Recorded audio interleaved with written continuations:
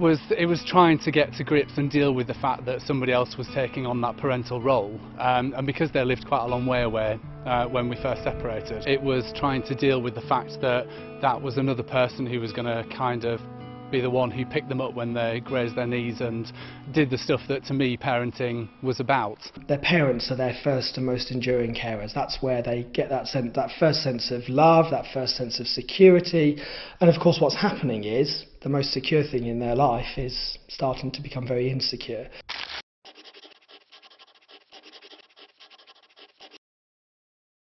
Try and come to some sort of agreement with your ex-partner as quickly as possible in terms of setting down how often that you'll see each other.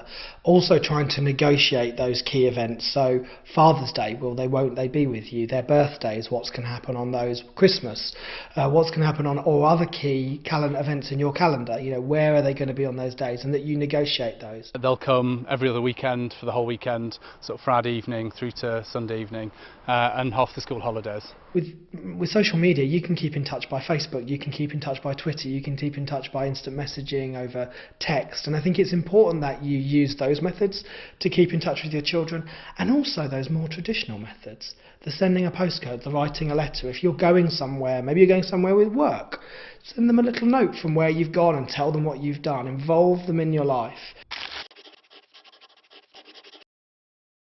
I think compromise is the whole name of the game when your relationship has broken down. Essentially, you're trying to renegotiate that relationship. Keep a level of that relationship being civil and good, but also about communicating effectively.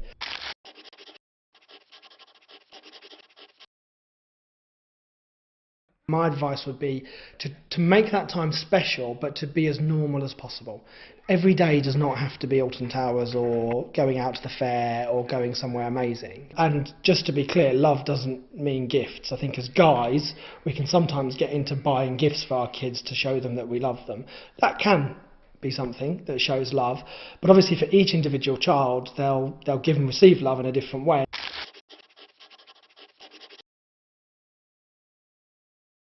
You know, you've both got parental responsibility, you're both the parent of that child, but when you don't live with them, you feel like a lot of that power has been taken away from you, so you do feel very disempowered. And so you then start to look to fight, to claw as much power as you can. I think the most important thing to remember is this is a long-term game. You want to stay involved in your children's lives for the long term, which may mean there are some things that you just let go, there may mean there are some things you overlook. Of course, as a last resort, you go back to court, or you go to court and you try and let a third party resolve things.